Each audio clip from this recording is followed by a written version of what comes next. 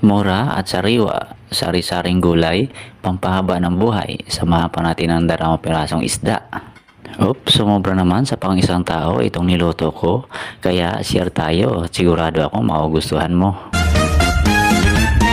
Magandang araw mga idol, kamusta po ang lahat?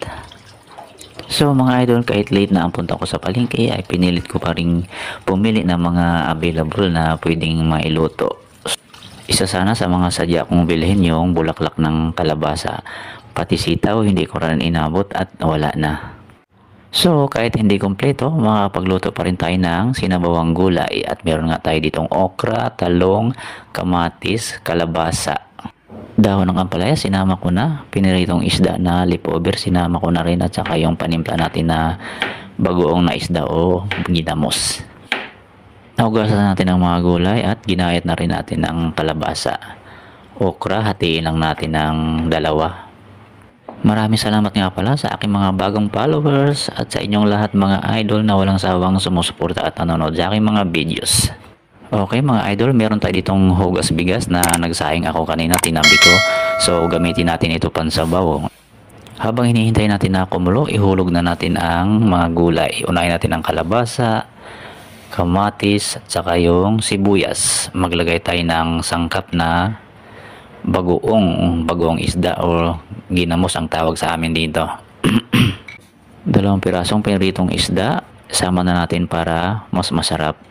So pinakuluan lang natin yung mga gulay mga idol, tapos isunod na natin itong dahon ng ampalaya.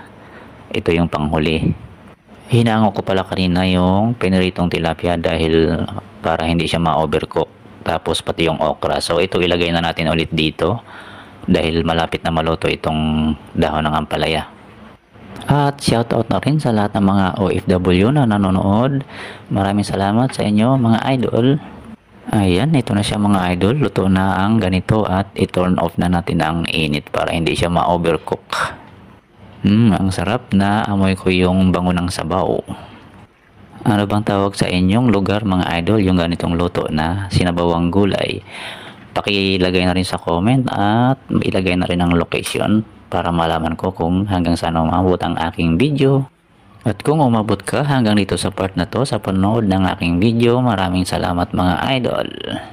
Napakasarap talaga ng ganitong luto na sinabawang gulay para makaiwas din tayo sa mamantika. Masanay tayong kumain ng gulay araw-araw para malayo sa posibilidad na magkasakit at healthy palagi. Okay, maraming salamat mga idol sa inyong panonood at walang sawang pagsuporta. God bless, happy cooking!